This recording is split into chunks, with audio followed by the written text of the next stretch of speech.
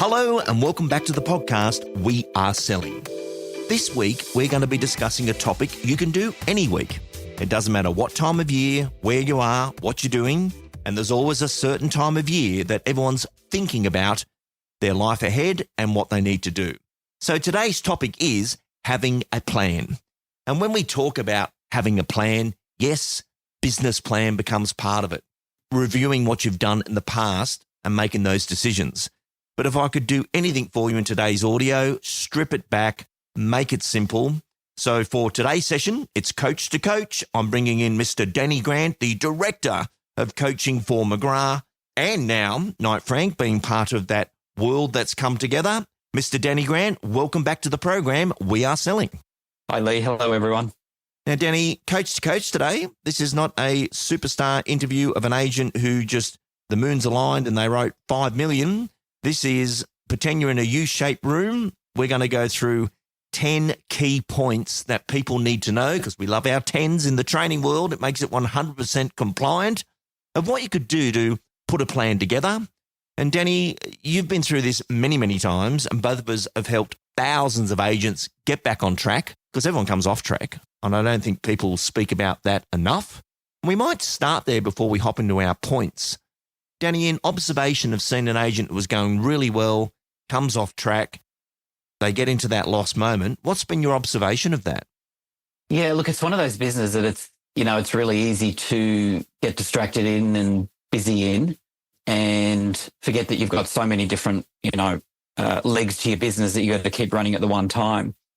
And what I find is that most agents don't run like they're a small business. So you imagine you're a small business and, you're looking at profit margins. So what have I got to pay in rent or a lease and my employees, and what does it cost me to buy that widget? What is my profit on that widget, etc. It's kind of like just they go on feel. They might have a great few months and feel really good about it, but forget that the previous 3 months wasn't so great. And, the great feeling that they've had a good few months, they then take forward into the next few months. And really, when you track it out over that, 9-month period, it's pretty average kind of year so far because I just haven't tracked the numbers. And we can kind of falsify it a little bit, again, with that feeling that we've done better than what we actually have. And if you just track your numbers week by week, month by month, looking at what your target was, what's your actual, very realistic, numbers don't lie, and can kind of give you that feedback that, look, geez, I'm not doing as well as I should. I need to ramp up my prospecting, etc. So I find that that's how they get off track because again, it's a very reactive business, Lee. Couldn't agree more. And numbers are like the weather. It's a certain temperature today. No matter what you're thinking or what you're thinking of wearing, you're going to be governed by that number. When you step outside, it's either going to be freezing or boiling. And the numbers predicted tomorrow will be, and you get to take the appropriate measures to be part of that day. Well, your business is like that. Those numbers, you want to know where your right cruising temperature is and where you need to be so you can bring it all together. Hence today's audio, having a plan. Danny, in the 10 points we're going to discuss, the first one is the real one. Having a business plan, set some goals, monitor the numbers. Take us into this. Yeah, so I think, when agents hear business plans, they go, oh, that's boring. It's like business plans traditionally, again, with the small businesses, really to get, business loans and present it to their bank. But for an agent, there's lots of elements that you can put into a business plan. You can have it as simple as you like, or you can have it as a 20-page document. But it's got to be something that means something to you. So the numbers is a big part of that. A lot of agents will set a target and they go, I want to do $1 million this year. And you go, okay, well, that's great, but what does that actually mean? What are the steps to achieve that goal? And you've got to work backwards. So that is, if I did 500,000 this year, then, and I, would do 20 prospecting calls every couple of days, then I've probably got to double that to achieve $1 million. Same in sales. If I did 3 sales, 3 listings for the month, then I need to double that if I'm going to double my income. So you kind of got to work backwards because, systems last forever, but goals, you either achieve them or you don't. And it kind of means something. it kind of means nothing, I guess, if you just have this target, if you're not doing the work behind it. So that's the numbers side of it. The other is, what are your business goals? What sort of things do you want to incorporate, do this year marketing wise? What's your budget for personal promotion? What are your personal goals? You know, if I achieve these targets, I'm going to buy a car or a watch, or maybe it's a holiday or something like that. And then looking at things like your image. How do you want to be portrayed? How do you want your team to be portrayed? Because that reflects all your marketing. So it's really taking a step back and looking at your business and how people view it from the outside in that respect. I love that saying, it's hard to see the label from inside the jar. Yes. So sometimes you've got to step out and think, okay, what actually is my business? You know, where do I want to take it? Because it's I think agents and I guess society as a whole is stimulus rich, but context poor, you know, and agents are especially on that. So I think you've got to kind of put in a frame, simplify it in a business plan. You know, what actually do I want to achieve in the next, 12 months, 2 years, 5 years? And Danny, I think you hit it on the head straight away in the first part of this. People look at the word business plan and that's not me. I don't read them, I fake it, I put it in the drawer. Whereas if we say, look, let's just have a plan and strip that back to how many properties would you like to sell this year for you, and measure yourself against your own goals, not somebody else. So let's say the average agent's selling anywhere from 26 to 36 properties a year. I'm just throwing that out there as a number. And then you may say, I want to do 45 or 50 because you're a solo. Now, if you're a team, you need to do a lot more than that. But I know in the wonderful audio we had recently featuring the Road to 900, that the agent had claimed 900 doors, or it was 901. That's why he was on the audio. And he did 44 transactions. And as you know from attending the Complete Salesperson course, 900 gives you 46. That's that targeting ratio that we're looking at that number. But how many houses do you want to sell a year is a key part to the business plan. The second part to the business plan is, what does a good week look like? And I think having patterns to your week is so underestimated versus what we used to teach and talk about in the ideal week. Real estate isn't ideal in time, and you do have to be very flexible with the needs of the consumer. However, we know what Monday looks like. Tuesday, Wednesday, Thursday, your best presenting days. Friday's got its own uniqueness and flexibility to it. Saturday's taken. Sunday, you're trying to pull yourself back together before Monday starts. But throughout that week, if you've got some set plays, so a lot of our agents, Danny, as you know, will say 2:15, 4:15, 6:15 are their appraisal times, if that's their pattern. So when someone calls, I'd like you to pop over. You want Tuesday, Wednesday, Thursday. Thursday. You want 2:15, 4:15, 6:15. And they're just some patterns that you can commit to that allow you to have that productivity or the blast in what you're doing. And then I think a final part of the plan, and I've just gone through this myself, Robin and I just spent 4 days in business administration with our little team, and all we did was lock down the calendar.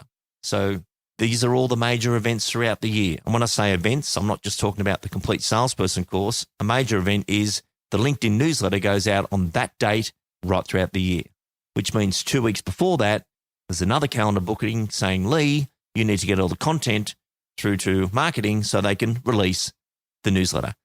And Danny, you and I are in this audio today because we were booked to do it. Everyone will turn up on the 25th of December to where they're going because they're booked. And I think it's very important that to be the best you can be is going to be about your bookings. If it's not booked, it isn't real. And within that, what bookings are you expecting to be in what looks like a great week for you? Great weeks turns into great months and quarters. But if you can get it down to that simplicity and sign off on that plan, I think you're way on your way to having a great period of time ahead of you. Doesn't have to be the year, the month, or the quarter, because this is about having a plan. Danny, number 2 is claiming doors, lead generation, and your marketing plan. Now, you wrote lead gen and marketing plan. I threw claiming doors in there due to the book being out. But claiming doors has become one of the most interesting topics of our industry, as your established clients are your doors, future sellers are your doors, the buyer sellers are your doors. But if you can claim doors, And it's like if you were to drive through Willoughby today, Danny, you know all the houses you've sold. You can just put your Team Grant poster on the door. They're the doors you've claimed. But lead generation, what's your tips here? Well, firstly, it's think about your business in lead generation and in marketing, because they're two different things. And I think mostly agents too much just think about getting that lead, finding the seller straight away.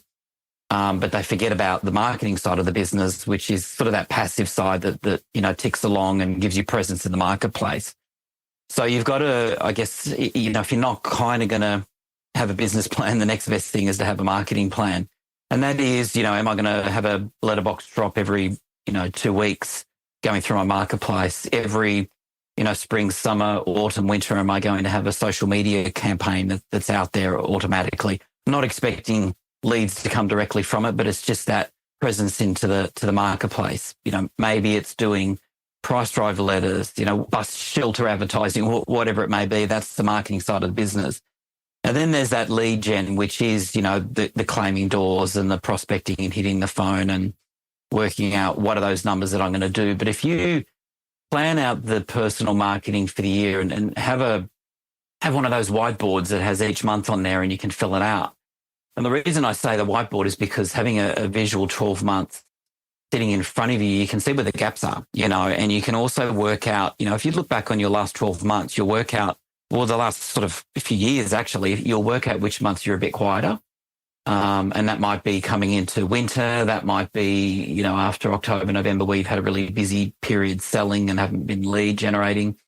So they're the moments that you need to think about. That's where I need to ramp up, some of my prospecting or lead generation. So your business is constantly ticking over and you don't have those big ups and downs through your business where I've sold a lot now I've got to hit the phones again. And you'll always have gaps if you think like that. But also scale it back a little bit, Lee, because I think people, if they haven't done much marketing or lead generation, they ramp up way too much. It's like I just haven't been to the gym for a little while, so I'm just going to do some massive weights. And then you get really sore and then you don't do it again for a little while. It's just gradual steps, plan out the year and do something each month that gets it out there. But you've got to apply a certain budget depending on, what you earn back into promoting yourself and not just relying on, your brand or your franchise or your office to generate it for you. Danny, great tips here. And just to add some additional to that, when we're in this planning stage, when we look at lead generation and the marketing plan, and as you said on a whiteboard, you can see those gaping holes in something, a really good lesson or a really good exercise is to do a year in review with that calendar in reverse. If everyone can picture a calendar from January to December, so that's your horizontal, and then vertically, there might be those 30 cells going down the page. And if you went back to January and logged in every appraisal you did in January for the year before, and then put a highlighter on the ones you listed and the ones you lost, you would have a clear indication that in January, that's how many appraisals you did. So you've got a benchmark for the next year, February and so forth. But when you physically write in every address that you had the window of opportunity to go in and present and do an assessment, if you got it, great. If you lost it, not. Or it could be still unsigned business. But you would see the depths of those lanes of what months are the bigger months and what months are the quieter months. But what we didn't have there is the marketing over the top of that has generated that activity. But it's great forecasting to, okay, so in January last year, I only did 3 because I didn't come back till late in the year. But in February, I got in the door of 15 properties. So I'm expecting 15 this year. What would I have to do to make sure the 15 is going to be populated? And I think it's just a great way to do that year in review of how many doors did I get into, how many did I list, how many did I lose, how many's unsold, and then just put the dollar amount that's settled in that month. So you're starting to see some forecasting, but there's nothing more powerful than the calendar. And again, it relates back to our other point of it's either booked or it's not. And as you know, Danny, yourself and Diane would pre-order all the DLs because you get that discount when you get them in bulk. And you guys were great at putting money away for marketing, whereas a lot of agents grab their commission, spend it, grab it, spend it, whereas you would grab it, put money into the marketing account, there's our salary account, and you treated it as a business versus it's all mine. And that business maturity moment becomes really important and also leads us on to point 3, self-improvement, read and train. And my favourite thing I'm talking about at the moment, what is on your learning menu? Take us into this.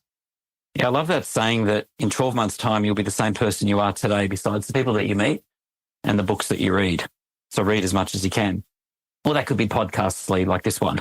Correct. I think we're going to be mindful of social media and, dropping cookies and algorithms that feed you certain information. And if you're just getting your information from social media, you're not getting a broad enough knowledge. So control your own algorithm, and that is pick what podcasts you want to listen to, books that you want to read. It will certainly change you and change your thought process. And, Lee, the industry in the last 5 years has changed more than it has in the last 20. And you've always got to keep learning and adapting and changing and keeping up with, new trends, etc. But sometimes it's remembering what you've forgotten, Lee. Like I get a lot of people that are in the training room, they're like, geez, I used to do that and I stopped doing it. Why aren't I doing it? So I think part of your yearly plan should be, I'm going to lock in the complete salesperson course. I'm going to do that. I'm going to go away. I'm going to go to the Hunter Valley or whatever it may be and book that in. Or I'm going to go to ARIC or, some of these major things, or I'm going to go do some personal coaching for a 6-month period. Or it could just be simple as reading books and podcasts and, maybe going back into the archives of things that you read. You always pick up gems. I mean, I know in our world, Lee, we're always constantly learning because that's our job. Our job is to simplify information and take it into the training rooms because, we're not sort of listing and selling. That's our world. But if you and I didn't do that, we wouldn't be as effective as what we are. So it's pick up a book, take a moment, just read. Yeah, I was going through the airports this week. I've been right around the country, including Perth, which is halfway to Europe. And in between the gates, I saw a book and it was about ChatGPT. And I thought, I'm going to buy that. I've got time to read it this week. And I think I know what I know, but maybe I don't. And I'll tell you what, Danny, I had no idea what I didn't know in the psychology behind it. But it's on my learning menu because it's valuable. Whereas when it first came out, I was convinced AI was a covers band, and learning the questions to ask AI becomes the skill. It's an interviewing process of the technology to see what it brings up. It's not just a shortcut. It's not just, I don't have to spell and do these things. It's actually fascinating, especially on topics you've had no knowledge on at all. This morning, I did a brief for aged care and how much money you need to live on when people go into retirement, but I haven't worked on that before, and I used AI to bring up some topics that would make me ask better questions. But it's on the learning menu, and I think in self-improvement, you're right, booking your complete salesperson course, and I'll give you a tip on that one, do one out of your state. If you live in New South Wales, come and do Melbourne and see what the Melbourne agents say and do different, or come to Perth or come to Queensland. But sometimes doing the course out of your state is a complete different experience. You'll probably pick up 20 new referral partners as other people are looking for someone to send people to courses. And it's just a great opportunity to be in a learning environment. But book it early. Don't do it lastminute.com.au and enjoy that learning experience. Now, Danny, you and I tour and train all the time. We don't always get to go to the courses, but I'm very excited. I'm booked to go to a course in New York in January. I'm not speaking. I'm purely there as a civilian. And it's such a pleasure and an opportunity to sit, listen, and say, well, internationally, what's going on? So self-improvement can be exciting. It doesn't have to be, oh, geez, I've got to go and do that course. You don't ever go anywhere as a prisoner. Go there and take that extra day to, don't just zip in and zip out. Just take some time to let it soak in. Point number 4, tweak and overhaul our listing presentation. Now, Danny, this needs to be done at least every 18 months, and I think people leave this far too late. In my last 6 months, I've built about 7 different listing leave behinds, all different because the people are different. Take us into your view on the listing presentation. Yeah, this is a big one, Lee, because I mentioned it before. People are stimulus rich and context poor, so the way that we present has certainly got to change. And obviously, social media is a big part of that. People have access to so much information, and they generally want it, quicker. So we've got to get more succinct and well trained on our listings. But also, you do develop habits over time. You do this over and over again, and you kind of think, oh, no, I've done that before. I'm not going to say it to this next client. We forget that that's their first experience of it. It's like if you regularly exercised, or just say you lift weights at the gym. It's a good idea to get a coach in, every 18 months, because there'll be certain habits that you form. You're not lifting properly, etc., and you could injure yourself. You just don't realize that you're doing it because you do it so often. It's the same with listing presentations. I think agents, certainly when I've done reviews of agents listing, and some top agents, just little habits that they don't realize that the consumer notices, but that they just haven't picked up on, or things that they've said, or body language, or their tonality is a simple one. We don't realize that people only attribute the 7% of why they pick us to what we actually say. The rest is in body language and tonality. So just little things like that. But also the construction of it. For example, agents get into the habit of, oh, this is my one marketing budget. This is it. Same as every other agent does. We think everybody's kind of caught up. But the reality is, no, you're still got to give clients a choice. Triple got a choice still works. Give them a choice of 3 budgets so they feel like they've got a choice. You've got to explain the differences in your marketing elements. For instance, social media is a big one. A lot of experienced agents go, oh, yeah, here's a $250 budget. Don't really explain it properly. You got to learn that stuff because it is such an important element to our marketing. And just getting the structure down and even the psychology of it, sitting back. The better that you know your structure and listing presentation, the more you can focus on the client. What sort of type of personality have I got in front of me that I can adapt? There's always areas that you can tweak. It doesn't mean if you're doing really well as an agent that you need to overhaul it completely. It might just be, 5 or 6 things that you need to adjust. And certainly if you've only been in it in the last few years, you probably haven't really learned how to do it properly and construct a listing presentation properly. So probably the most important training that you can do, Lee. Couldn't agree more. And I know in doing the complete salesperson course for so many years, this is the one shifting, changing topic that constantly gets changed in the manual. But when I reflect back over the last 20 years, the skill has been stripping that back to, well, the number one reason why someone doesn't go ahead with an agent was they were overwhelmed and they can't make a decision. Whereas when you strip it back to a couple of key points, you're doing your discovery, you've got your proof points, then you move into your technique for delivering fees. And big one in the last 6 months has been fees 1, 2, 3. It is a technique versus I hope it doesn't come up, which is that amateur way of thinking. And then wrapping that up where you take the pressure off the owner to say, this is the pathway forward. And would you like us to do it for you? That sounds really simple, but it takes a lot of skill to strip back, compress it, and make it a clean, clarity message so people can make a decision to go with you with ease. It's a natural decision versus a forced decision, what we've seen in the past, which brings us to point number 5, key hires. Take us into this.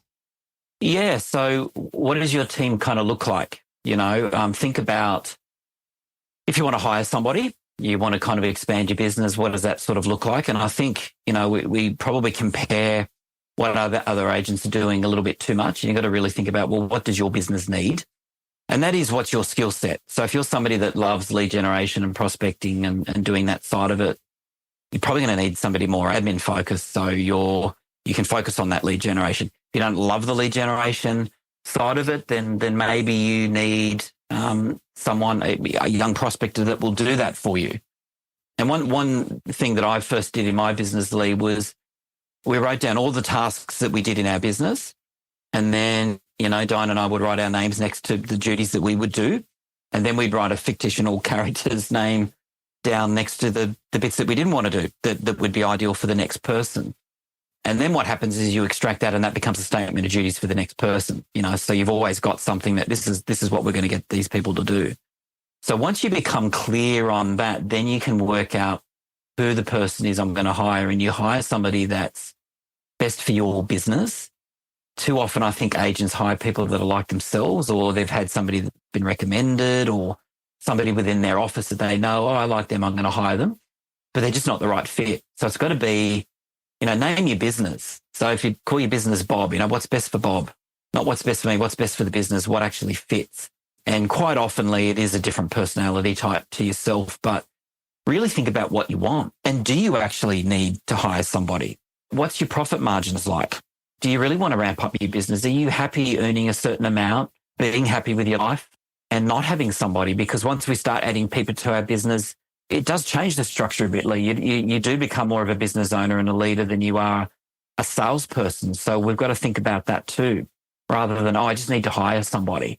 So it's thinking about, do I need somebody and what is best for the business and when am I going to put that person on? Because there's no perfect time for that. It's like having a child, Lee, If you kept waiting for the perfect time, you'd never have kids, right? Because there's no perfect time. It's hire somebody just before you think you need them. And Danny, when we talk about key hires today, that doesn't mean they're here. It doesn't mean they're permanently employed. They could be a skill or a service that you're using. I know for Robin and I, we have 2 international team members, and then we have another team member here in Australia. But our international team members, it's all remote. Everything's via Zoom. They work from home. We're on the road, but all marketing, social media, and the marketing calendar is run by one person, and then all administration, follow-up and requests is run by the other.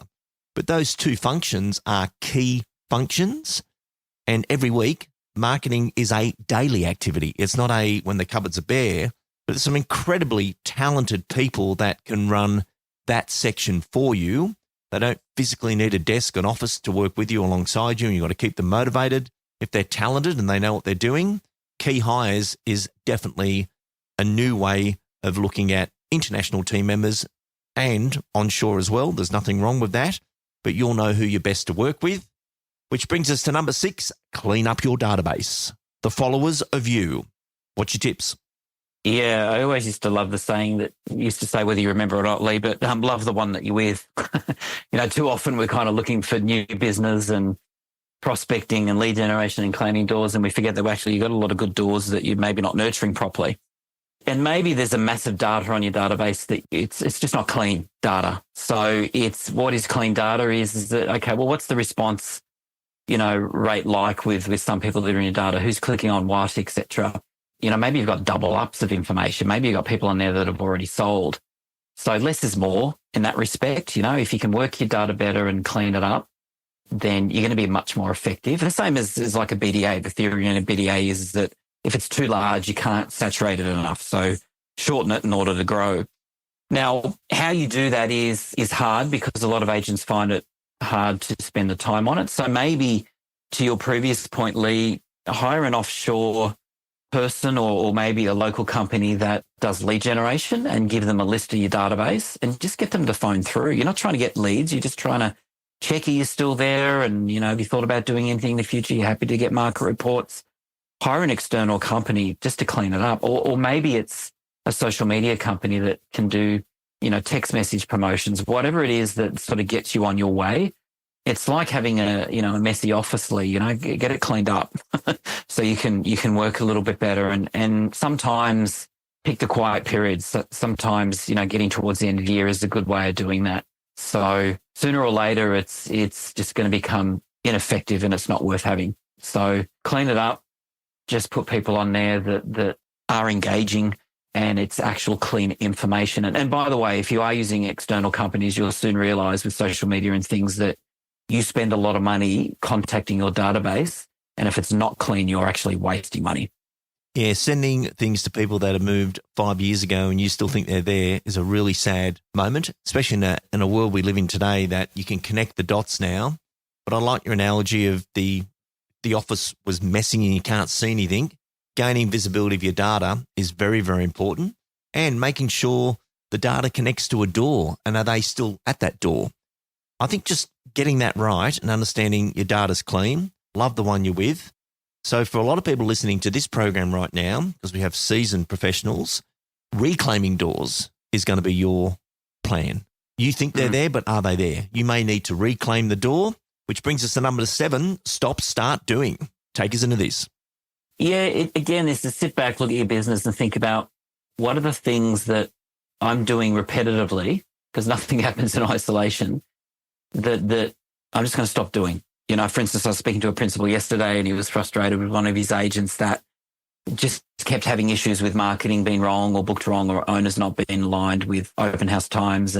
And what fixes that is an expectations meeting before you start the campaign. Just make sure everything's aligned. You just can't get them to do it. So it's like, what am I going to stop doing? So in that respect, it is, I'm going to stop having mistakes at the start of my campaign, because it actually impacts when I've got offers and I'm trying to get something sold and the vendor looks back at the start of the campaign and says that there's too many mistakes. So what am I going to just stop doing that annoys me in my business, that keeps coming up? And what am I going to start doing? You know, so I'm going to start having a set to sell meeting. So you know yourself and your business, what things kind of irritate you. It could be that you're going to stop kind of being involved with people whinging about your office or your brand or things that are going on or interest rates or external factors. It might be, I'm just going to stop doing that and I'm going to work in a bit of a bubble and do my thing. Whatever it is that you know that's a habit that is not serving you, Lee. Yeah, and getting distracted first thing in the morning as people check their socials and their emails and so forth, versus there be something far more important you could do as a sprint right now. And that could be, you know, if you rocked into the office and the first thing you did was check those two channels, you're gone. Probably 11 o'clock will get you back. Whereas if you rocked in there and said, I know I'll get in that rabbit hole if I do those two things, but if I could get 10 price updates out before 10, what a significant compounding interest that would have upon my week, my month, my year. And I think the disciplines to success are so important that you can recognize what they are, and they're different for everyone. Danny, you and I have talked about this before. Not everyone's a morning person. I know in coaching you for many years, you were good at night. You just worked better in the evening, whereas people were telling you to get up at 5 o'clock and do something, and you're like, yeah, not my finest moment, that one. And knowing your energy management becomes really important in stop, start, doing. Yeah, look, I have a 5 a.m. club and we're all in bed, Lee. So it's look, it's know yourself on that. You know, we're all different. We're all geared differently. And some of us are kind of very up, down, you know, during the day. Some of us, no, we're not great in the morning. So we shouldn't be doing listing presentations or on the phones in the morning. It should be sort of later in the day. And that's okay. As long as you get the same workload done and you're just as effective, who cares what time of day it is? I mean, look, at night, Lee, it's 5 a.m. somewhere in the world. Very true. Now, number 8, and we've got our final 3 key ones here, and the first 7 are the difficult ones. But the BDA health check is something people don't always bring on their radar, and it's a great recommendation from this particular program. Take us into this. Look, I'm going to start with an example of an agent, and it's our number one agent, Alex Jordan, who works in and around Brisbane in Queensland. When he came to us at McGrath, he had a BDA of about 19,000 odd homes, right? So about 7 different suburbs. And the theory behind that is that, you know, I'm going to let a box drop everywhere. I don't want to miss an opportunity. And you know, to give you an analogy to that, that's like driving around a Westfield car park, going up and down all the levels. Whereas if you actually just stopped on the one level, you'd probably find a car park. And he kind of figured out that some of the top agents in McGrath were actually, you know, doing much bigger numbers than him with 1,500 or 1,800 BDAs. Matt Steinwade's a good example of that. And so what he did is he reduced his BDA down from 19,000 to about 790 homes, Lee. Wow. Which is hard to do, right? And he just picked an area that you know, there was some nice real estate, and that allowed him to kind of door knock, understand those homes a lot better. He could do area-centric information, you know, deliberately on them and just better frequency, right? So they would see him all the time. He secured his first listing, door knocked that. That was much easier to get around because it's less homes, much cheaper to market to those properties because there's less homes, and just became known a lot easier for those people in that area and got called in because there was more frequency, if that makes sense. They saw him all the time. And then what he did is he built it out with the team. Now he's back to 19,000, Lee, but the difference is when he started with 19,000, he was doing about 340,000 commission for about 12 years.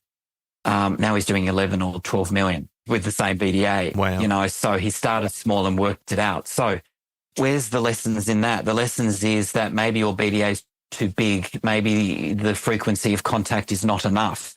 Maybe you don't know enough about your BDA. Then you need to analyze it again with numbers. Okay, so how many did I actually list in my main BDA last year? What you might find is that you actually earn more money out of your average commission in your BDA because you know it so well and it's easier to list in. So maybe you're earning more money on that and then you go, well, why don't I just focus on that? That'd be a good idea.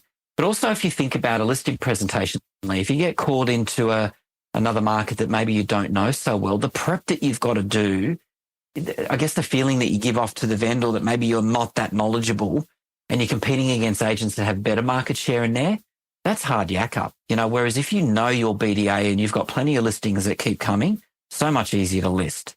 So much easier to list and increase your fee. Couldn't agree more. And, our business development areas shouldn't be a business distraction area where you're spread everywhere and no one really knows who you are and you pop up by fluke. Whereas, you look at the greats, they'll have a focus area, their cash flow area. And if they get a bonus referral out of town, they can go and sell that, but they don't market there. They get back to your home turf. And Danny, I've seen you sell some properties and I'll say to you, what are you doing over there? Oh, well, this investor I sold from before and it was in Newtown and it was a terrorist and I just popped in to do it. That's fine. It's method of introduction, guaranteed. You've got the trust. You're in and you're out. You're suddenly not door knocking that suburb, back to Willoughby where you came from. I don't want to stay there. Yeah. Yeah. So, okay to do the pop-outs as a bonus referral. You've got a gig out of town, but get back to your business development area, which brings us to number 9 beautifully, social media health check. There was a great podcast I was on a couple of weeks ago featuring the incredible Charles Tarby. And Charles had this topic of don't broadcast your business objectives. Why would you warm up the competition to everything you're doing and all these statements you're making versus communicate to the people who you need to communicate with? What's your view on this? He hits on a point that I think impacts majority of the industry, and that is, they're posting things, which is ego posting, to show off to competitors or other agents, and, they're the ones that like it and follow them. But you got to think about your client. What does that actually mean to the client? If you're sort of showing what suit you're wearing that morning and what car you're driving and stuff like that, I got to say, they're thinking of a word and it starts with W and ends in R. They just don't get it, because they're not in industries where they're competing and often that they understand that. It's like, well, how are you helping me guide me through this buying and selling process by posting about that? So you've got to think about what are my objectives. Authenticity gets thrown around a lot and agents still choose to be non-authentic. So it's like, who are you as a person and what content are you putting out there to genuinely help people? If you're posting about a sale, that's great. People look at that. They look at sold stickers and boards and people are attracted to that. But what they'd love to hear is the story behind that. Here's Mr. and Mrs. Smith. They bought, this property from us in McClellan Street. And what's really interesting is they were looking for about 6 months and they didn't even look in their suburb. This is why they bought it, love this about it. They're going to go to the local school and, whatever it may be, there's a bit of a story behind it that, that kind of makes sense. And, we help them do this and whatever it may be. Yeah, I mean, a health check on social media, you can get companies to do this for you and they can look at what you're posting and what's effective and what are people clicking on more, etc. And it's also Lee having one profile. A lot of people kind of go, I'm going to have Danny Grant at McGrath and then I'm going to have Danny Grant separately. And you go, guess what? You've got one digital profile. People find stuff online. And why do you need 2 separate profiles? Are you behaving a different way in real life? Just don't be a dickhead on social media. You don't have to post everything. If you are going to be a dickhead, well, don't post it, So it's okay. You can go to the gym, Lee, by the way, without actually posting that you went to the gym. So it's thinking about how is this making my client feel every post? How is a potential client viewing me when I post this information? Now, a disclaimer on this is there are some agents that work in certain areas that are on celebrity shows that they attract B-grade celebrities that love that stuff, right? But old money people don't love that stuff. General mums and dads don't love that stuff. So think about where do I work? What's my marketplace? what cars do my clients drive? What do they do for jobs? What are they generally looking at online? Post with that in mind. Excellent information. And only a couple of weeks ago, we had the amazing Stephen Whiting from Canada share his 12 years of study, psychology and knowledge on, we made the topic claiming social doors. A lot of our agents have started their test accounts on that. And that particular platform, being a Instagram, Facebook dedicated real estate platform, is all about should you move, should you renovate, homes with pools, 5 ways for preparing your home for the market. It's all education-based marketing. It's actually got nothing to do with the agent. It's the agent providing knowledge to the person seeking. Someone hasn't listened to that interview. It is absolutely amazing. I think out of all the interviews that have really caused a stir in the last 6 months, that one hit upon something because it was the opposite of what people are doing. Posting those things that you just mentioned there before versus someone who wants to know, how do I put my mum into a lifestyle village and not have the taxation issues, is very different to you went to the gym today.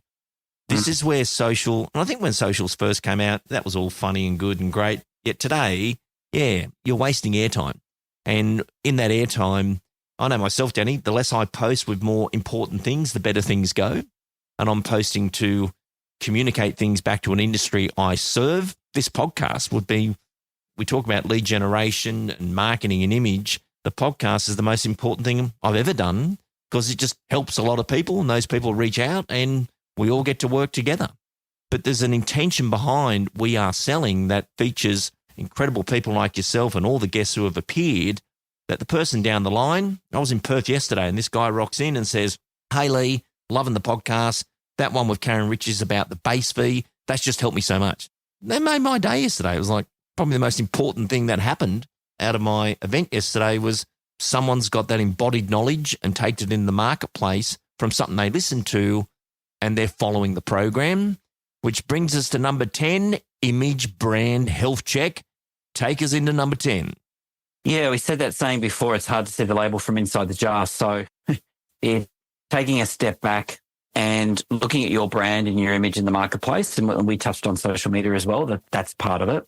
And maybe you've kind of moved into an area or just developed over time that you haven't realized that you've kind of moved into. It's a bit of a self-actualization thing. It's like, well, how am I actually being seen by the market? Is there something that's stopping people from, listing with me? So maybe I need to take a look at that. And surveying it's probably pretty good. Ask certain people or good clients and, what do you think? And, what people on social media do you like that you sort of follow and what attracts you to that? Yeah, just think about what is the image that you're putting out there and what's your brand? Again, to mention social media because that's a huge part of it, is you see some of the agents that they start to do well and they decide to be little coaches online. And, you got to do this and you got to do that and you got to do this. And you go, who are you posting that to? Yeah. How is that serving you and helping your clients? So think about that and what you're portraying out there. But it's not just social media, it's your marketing material, Lee. So if you want to kind of, let's just say you're thinking, God, I just list too many apartments and lower grade houses. So stop posting those, right? Just post the ones that are really good because that's the image you want to portray. One of the things that I say in McGrath is that we are not a black and white mass photocopied brand that you stick in someone's letterbox. So when someone opens their letterbox and any given day during the week is real estate crap, right? So there's 3 or 4 from your competitors and they're black and white mass photocopied. Yours is a self-addressed envelope that's beautifully written, professional, no gimmicky headlines. You've personally signed it. You've dropped a profile DL card in there. Looks professional. What does that say to the consumer? So when you do that repeatedly and your marketing is really good repeatedly and how you present houses and, it's a big holistic thing, how you do open houses, etc. That's your image. So you need to think about it compared to your competitors. How do I look? Is there a differential? Am I standing out? Am I really appealing to the market that I go for? Maybe you're overdressed, Lee. Maybe if you're in the Sunshine Coast and you're wearing a suit, maybe you should be wearing a polo shirt. Whatever it is that image that you want to portray, maybe you need to rethink about it in terms of your business and thinking, geez, if I'm going to get into the upper end, for instance, I need to change my image a little bit and my collateral that I'm putting out there. Couldn't agree more. And one thing I love about being in real estate education, and I'm absolutely more grateful now than ever, I've got a more deeper appreciation for the things we do as you travel. And the incredible agents of regional, I really think they get this right in a beautiful way. I don't know why and how, but when I'm in regional and I see that the materials, the marketing, it's really advanced and it's from the heart and it's been done with the intention is clear, to use that terminology. And even as we go through these 10 points, one thing I'd like to close off on today, Danny, today's program is not a to-do list. It's a consideration list for things you could bring on your radar to improve. We know not everyone can do everything at any given time. I fall into that boat, but I do pick a couple of things and do those really well. And in lead generation and marketing, which was point 2, that's your communications plan now, and it connects to the social media and image brand of it's time to update your photo. You start doing or stop doing becomes really important. A key hire could just be you might have someone in your street who's 22 years of age, passionate about social, and they can assist you. And tweaking that overall listing presentation never ends, the self-improvement, the read, train, and what's on your learning menu. And at the end of the day, everything comes down to the 3 major swim lanes of lead generation, lead conversion, client fulfillment. I think just picking a couple of little key projects that you can work on over the next couple of months that's going to get you there, and get into the training rooms where you're around people that may be doing the same thing or slightly ahead of you. I know myself, I love meeting people ahead of where I am to say, how did you get there? And they go, 10 years ago I started doing this. And you think, wow, and I can have that conversation with you today. And whatever you do, doesn't matter what time of year it is. And you can see why today's a extended program on the program We Are Selling. It's important, but we all come off track. That's okay.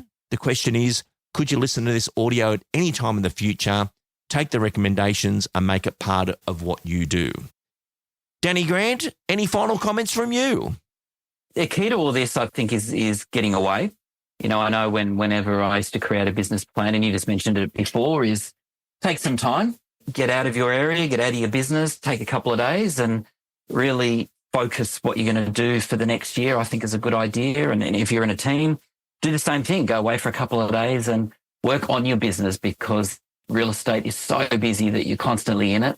And it's difficult to just stop and start doing things correctly without getting out of your business.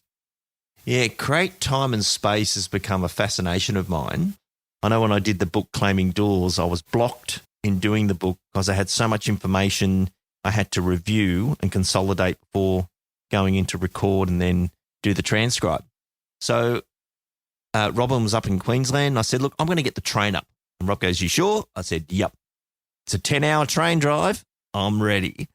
A business class, first class seat's like $80 on the train. And it's a stunning train with a cafeteria. But I sat there by myself with no one around me for 10 hours. And that's how that book was created. I went through every book I'd written, every manual. The method is creating the space, the time. And it could be that you're going away, because quite often if you're in your own environment, you'll end up doing things you always do. I know when I've got a flight overseas, a lot of people think, oh, you're going to be on a plane for 16 hours. I think, I'm going to be on a plane for 16 hours. What could I do? And, I look at that protected time sometimes and think, that's why I mentioned earlier in this program, do the complete salesperson course in a different state, because you'll be in a different state of mind and you won't go back to your normal life. And it's good to detach at that moment. They are the defining moments where people say, I went to this course, I went on this trip, I did this, I did that. I actually remember, Danny, you coming to Melbourne because you'd missed the Hunter course, but being in Melbourne just feels different to doing it in the Sydney one, and you think different. And that's a very powerful thing. So whatever you're doing, make sure you protect some time for you so that you can serve everyone around you better, be it family, friends, loved ones. And building a plan is not just about business. It's about you planning a better existence in this world that we live in. Danny Grant, thank you for joining us. An exceptional program, and we look forward to having you on the program in the future. Thanks, Lee. Absolute pleasure.